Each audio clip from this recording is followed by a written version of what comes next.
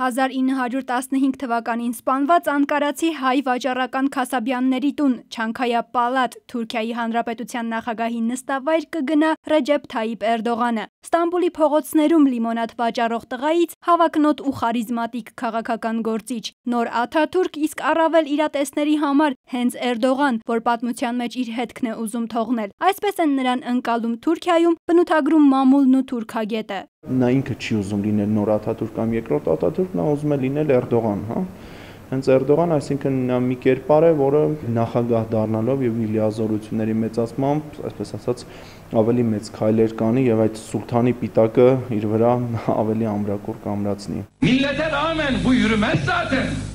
20 տարի առաջ Ստամբուլի քաղաքապետի պաշտոնի համար եւ վերջին նախընտրական քարոզարշավում Էրդողանի տոնը նույնն է։ Կուսակցությունում առաջին դեմքերից մեկը լինելը կայուն օրինաչափություն։ Առաջին լուրջ քաղաքական պաշտոնին սակայն մյուսի փոխարեն 4-ամսյա կալանքն է հաջորդել։ Հանրահավաքի ժամանակ իսլամական բովանդակությամբ բանաստեղծություն կարդալու մեղադրանքով։ Երիտասարդ Էրդողանի քաղաքական անցյալում նաև մի քանի արգելված կուսակցություններ են։ Արդարություն եւ զարգացում կուսակցությունում 3 տարվա ընթացքում նա հասավ այն դիրքին, որ 2003-ին խորհրդարանում ազդեցիկ մեծամասնություն կազմող ԱԶԿ-ականները փոփոխեցին օրենսդրությունը, որն արգելում էր դատվածություն ունեցող Էրդողանին ավելի բարձր պաշտոններ զբաղեցնել։ Պատգամավոր ընտրվելուց 3 օր անց նա վարչապետ նշանակվեց։ 11 տարվա պաշտոնավարությունն Ակոսի հոդվածագիրն է ամփոփում։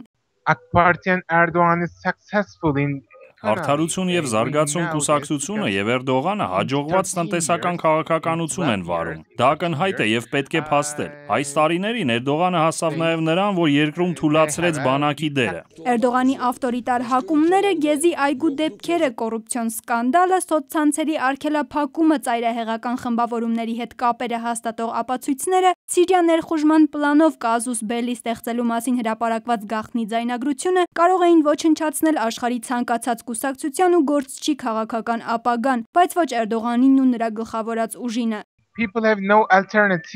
Մարդիկ այլընտրանք չունեն։ Նրա հակառակորդները քեմալականներն ու քրդերը լավագույն տարբերակը չէին։ Շատ թուրքերի համար նույնիսկ անընդունել։ Իշխանական լծակների, տեղական ինքնակառավարման մարմինների եւ նախորդ ընտրությունների ժամանակ հաջողություն բերած քարոզչական տեխնոլոգիաների կիրառման մրցակիցների Թուրքիայում ապրող մյուս ազգերի հասցեին կամահրական վիրավորական արտահայտությունների ֆոնին հաղթանակն արժեքավորելու համար նրա կուսակցությունն այս անգամ սահմանադրական փոփոխությունների պետք է գնա, որից հետո Էրդողան նախագահի թիվ 1 խնդիրը եւ ընդհանրապես թուրքական պետության թիվ 1 խնդիրը քրդական հարցն է։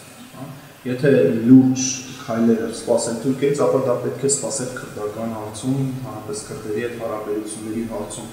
Ինչպիսի կլինի դա մի փոքր բարդ է ասել։ Իսկ առաջին որոշումն արդեն հայտնի է։ Նոր պաշտոնում արտասահմանյան առաջին այցերը կլինեն Ադրբեջան եւ Հյուսիսային Կիպրոսի թուրքական հանրապետություն, ինչը սպասելի էր Թուրքիայի նոր նախագահի, վարչապետի եւ արտգործնախարարի դեպքում։